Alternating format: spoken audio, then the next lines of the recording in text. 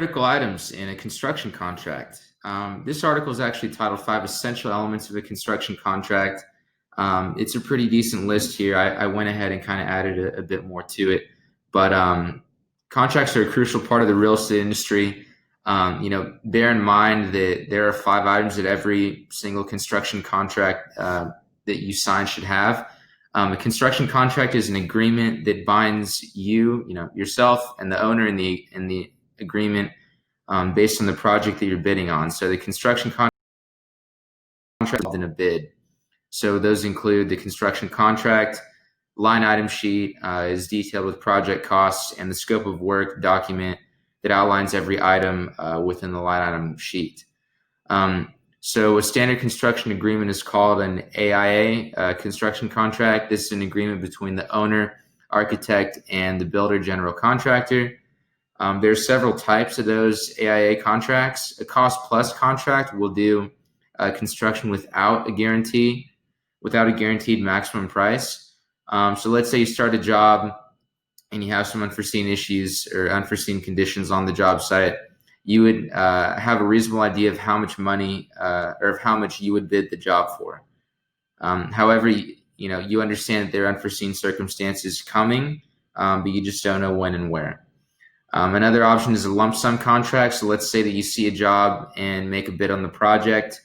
You put a price label on that job, so you must stick to that particular price on the project. So it's important not to underbid the job. So first here, I thought number one was pretty obvious: full name, address, signatures of both parties. But the scope of work is very important. So define the scope of work that you'll be, you need to define the scope on the work that you'll be doing. So what materials and services will you provide? It is also important to specify what you will not be providing for the duration of the project. So this will prevent there being any misunderstandings between the parties involved. So be sure you have an exclusions provision, which will explain what's not included in the scope of work. So this can save you a huge potential headache in the future. Not labeled here, but I just thought I'd add the price of the home should reflect the scope of the work.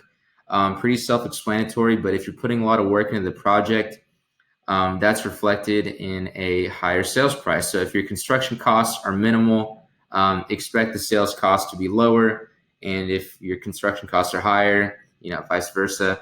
So whether you're signing a cost plus contract or a stipulated sum contract, the price must mirror the scope of work that you're providing. So it just has to make sense both ways. Project costs and payment terms. Yeah, I already kind of covered project costs, but in terms of payment, it's important to define when you'll be paid for your work. So most contracts state that you'll be paid within a certain period of time after submitting your invoice or payment application. So most contracts include a quote, pay when paid provision. So this states that the subcontractor gets paid when the general contractor gets paid. If the owner doesn't pay the contractor, then the contractor might not pay you. So if this is a provision in your contract, be prepared to deal with this in the event that an issue comes up. So schedule work, basically just your construction start date. So it's important to define specifically when the work will start. So it could be on a particular day, or it could be because of a triggering event. So just something that leads to something else. So a triggering event could be like permit approval. Once you have permits from the city to begin construction at that given time, that's your triggering event that will lead you into being able to do construction. So it's important for this to be clearly defined in writing and in your contract. So authority, just understanding who, the different moving parts of the project. But another thing to look at is completion. So when will you be finished? Will you be finished by a specific date or a certain number of days after you started work?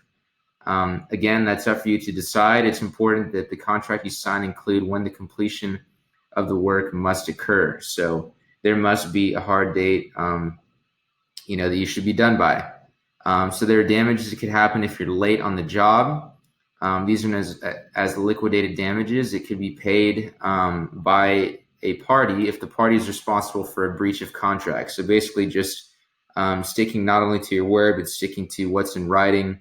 If you're going to finish the home with a certain period of time, it needs to be finished in a certain period of time. So that's about all. So consider those 5 critical items. I know I added and added a bit more to this article, but yeah, let me know what you think. It'll definitely help you negotiate a better contract for your next project. So let us know how it goes. Take care.